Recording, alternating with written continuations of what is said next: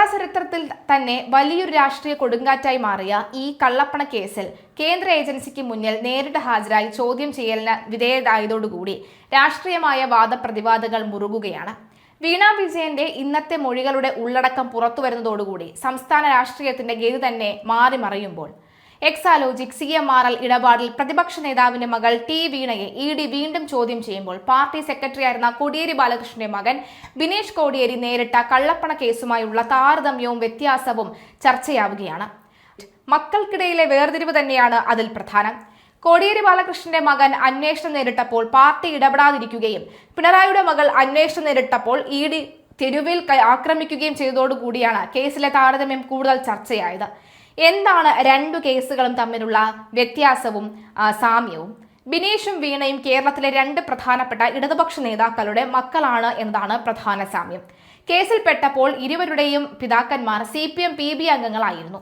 വീണ വിജയൻ കള്ളപ്പണ കേസിൽ പെട്ടത് ഈ പണം വാങ്ങിയതിനും ബിനീഷ് പെട്ടത് പണം നൽകിയതിനുമാണ്. കള്ളപ്പണ കേസും വീണയും ബിനീഷും തമ്മിൽ നമുക്ക് നോക്കാം. ഒരു അക്കൗണ്ടിൽ നിന്നും പണം വാങ്ങുകയും പൈസ ആ പണം വാങ്ങിയ അക്കൗണ്ടിലേക്ക് തിരികെ നൽകുകയും ചെയ്യുമ്പോൾ അത് സോഴ്സ് എന്താണ് എന്ന് കൃത്യമായി കാണിക്കണം. തിരികെ നൽകുന്ന പണത്തിന്റെ സോഴ്സ് കാണിക്കാൻ കഴിഞ്ഞില്ലെങ്കിൽ അത് മണി ലോണ്ടറിംഗ് അഥവാ കള്ളപ്പണ ഇടപാടായി രേഖപ്പെടുത്താം.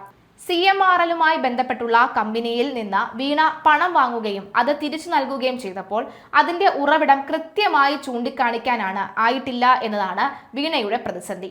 ബിനീഷ് സുഹൃത്തിനാണ് പണം കൊടുത്തിട്ടുണ്ടായിരുന്നത്. അത് കൊടുത്ത പണത്തിന് പൂർണ്ണമായിട്ട് ബിനീഷ് കോടിയേരി ടാക്സ് അടച്ചിട്ടും ഉണ്ടായിരുന്നു. ബിനീഷ് അങ്ങോട്ട് കൊടുത്ത പണം തിരിച്ച് ഒരു രൂപ പോലും ബിനീഷിന്റെ അക്കൗണ്ടിൽ വന്നിട്ടില്ല. അതാണ് ബിനീഷ് കോടിയേരിയുടെ പേരിലുള്ള കള്ളപ്പണ ഇടപാട് കേസ് മുന്നോട്ട് പോകാതെ തുടർ നടപടി ഉണ്ടാകാതെ ഇരിക്കുന്നത് എന്നാണ് വിവരം. ഇനി പണം എവിടെ നിന്നാണ്? ബിനീഷ് കൊടുത്ത പൈസയ്ക്ക് കൃത്യമായി ഉറവിടം കാണിക്കാൻ പറ്റിയിരുന്നു. വായ്പ എടുത്ത് ഈ റെസ്റ്റോറന്റ് ബിസിനസ് തുടങ്ങാൻ നൽകിയതാണ് എന്നാണ് കോടതിയിൽ ബോധ്യപ്പെടുത്തിയത്. എന്നാൽ വീണ CMRLുമായി ബന്ധമുള്ള കമ്പനിയിൽ നിന്നും വാങ്ങിയ പണം തിരിച്ചു നൽകിയതിന്റെ ഉറവിടത്തെ പറ്റി കൃത്യമായ മറുപടിയില്ല എന്നാണ് വിവരം. തിരിച്ചു കൊടുത്ത പണത്തിന്റെ ഉറവിടം ചോദ്യചിഹ്നമാണ് എന്നതാണ് വീണയുടെ കുരുക്ക്. വീണയ്ക്കെതിരെ ആക്ഷേപം വന്നപ്പോൾ അച്ഛനായ പിണറായി വിജയനെ പറ്റി പരാമർശിച്ചിട്ടുണ്ട് എന്നും അത് പിണറായിയെ ലക്ഷ്യം വെച്ചാണ് എന്നുമാണ് വീണയ്ക്ക് വേണ്ടി പ്രതിരോധം തീർക്കാൻ CPM പറഞ്ഞ ന്യായം. ബിനീഷിന്റെ കുറ്റപത്രത്തിലും രാഷ്ട്രീയക്കാരനായ അച്ഛനെ കുറിച്ച് പറയുന്നുണ്ട്. ജാമ്യാപേക്ഷയുടെ വാദത്തിൽ എൻഫോഴ്സ്മെന്റ് ഡയറക്ടറേറ്റ് നിരന്തരമായി പറഞ്ഞിരുന്നതും കോടിയേരി ബാലകൃഷ്ണനെ പറ്റിയാണ്. എന്നാൽ ബിനീഷിന്റെ കേസിൽ വ്യക്തിപരമായ പ്രശ്നം എന്നാണ് അന്ന് മുഖ്യമന്ത്രിയായിരുന്ന പിണറായി വിജയൻ എടുത്തു പറഞ്ഞ കാര്യം. പിണറായി വിജയൻ മുഖ്യമന്ത്രിയായിരുന്ന 10 വർഷക്കാലം വീണ നടത്തിയ വിദേശയാത്രകളും താമസവും സ്വന്തം ചെലവിലാണെന്നാണ് അവകാശപ്പെടുന്നത്. എന്നാൽ അതിനുള്ള പണം എവിടെ നിന്നാണ് എന്നും EDയെ ബോധ്യപ്പെടുത്തേണ്ട ഉത്തരവാദിത്വം വീണയ്ക്കുണ്ട്. അത് ഇതുവരെ ചെയ്തിട്ടില്ല. ബിനീഷ് കോടിയേരിയുടെ കേസിൽ അറസ്റ്റ് ചെയ്തതിനു ശേഷമാണ് വീട് റെയ്ഡ് ചെയ്തത്. ഇവിടെ SFIയുടെ പ്രതിപട്ടികയിൽ 11ാം പ്രതിയാണ് വീണ.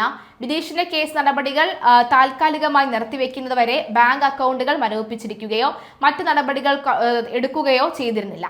എൻഫോഴ്സ്മെന്റ് ഡയറക്ടറേറ്റിന് മുന്നിൽ ഹാജരാകുന്ന വീണ അഗ്നിശുദ്ധി വരുത്തി ആരോപണത്തിൽ നിന്നും മുക്തയാകുമോ എന്നാണ് CPM അണികൾ ഉറ്റുനോക്കുന്നതും പ്രാർത്ഥിക്കുന്നതും.